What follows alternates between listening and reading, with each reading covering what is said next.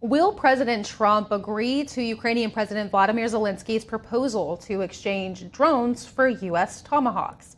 Joining me now to discuss these latest developments is Mike Sarraille. He's a retired Navy SEAL and founder of LegacyExpeditions.net.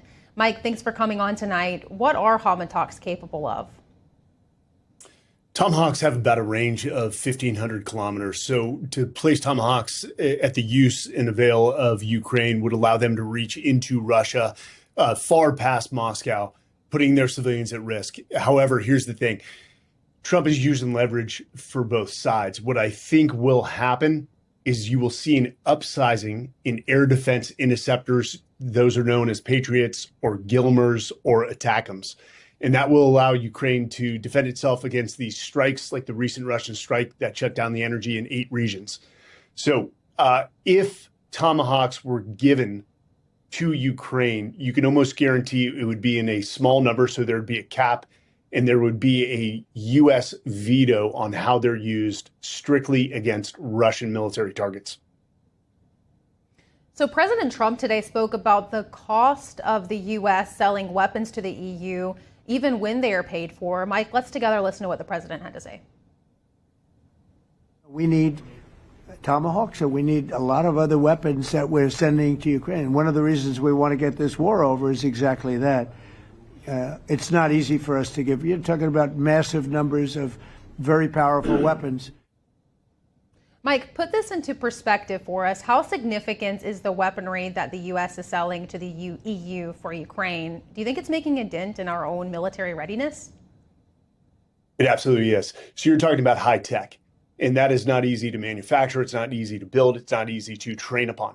So even with our munitions, we've seen a reduction in our munitions and our availability to those munitions because of the ongoing wars. It is time that, one, we not only increase the manufacturing in our defense industry, but also the surplus of our munitions. So as we sell it to our allies and into the Ukraine in this war, we've got to be cautious of our armament, our supply, and always with the eye on future wars and our preparedness to fight those, giving our soldiers the necessary weapons, tools, and ammunition they need to win.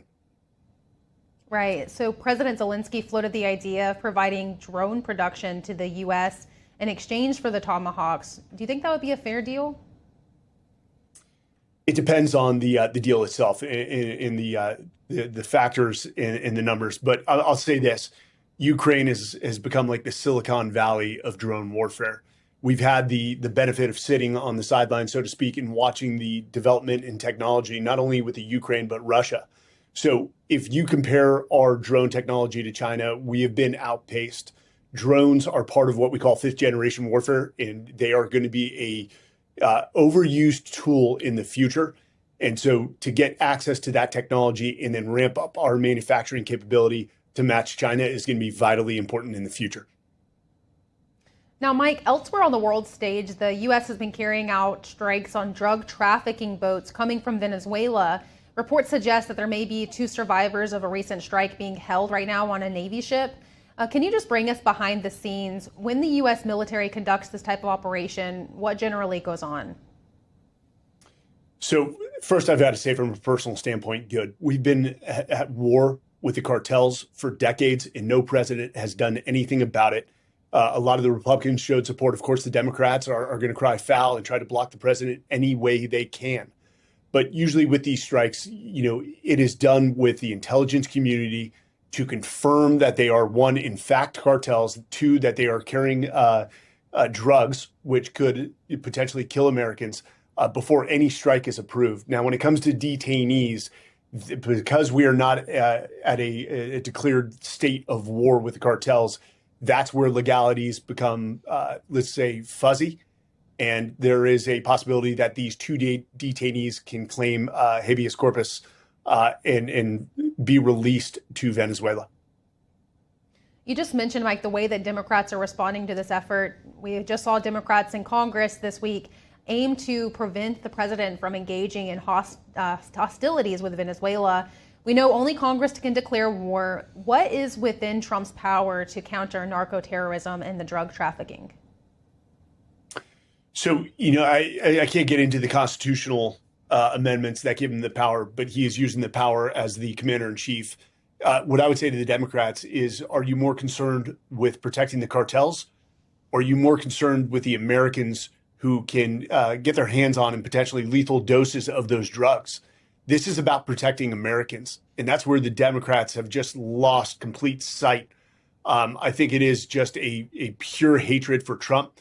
No matter whatever good policies or initiatives he takes or decisions he makes, the Democrats are going to find a way to derail it. Americans want this. If you look at fentanyl alone that came across the border to the tune of thousands of pounds of fentanyl, it could have killed 15 times the American population, and that's just what we interdicted. So this is a threat to national security. It's a threat to our American people. And the Democrats are just flat out wrong. Mike Sarraille, thanks for coming on, sharing your perspective and bringing context to all of these situations going on. We appreciate your time.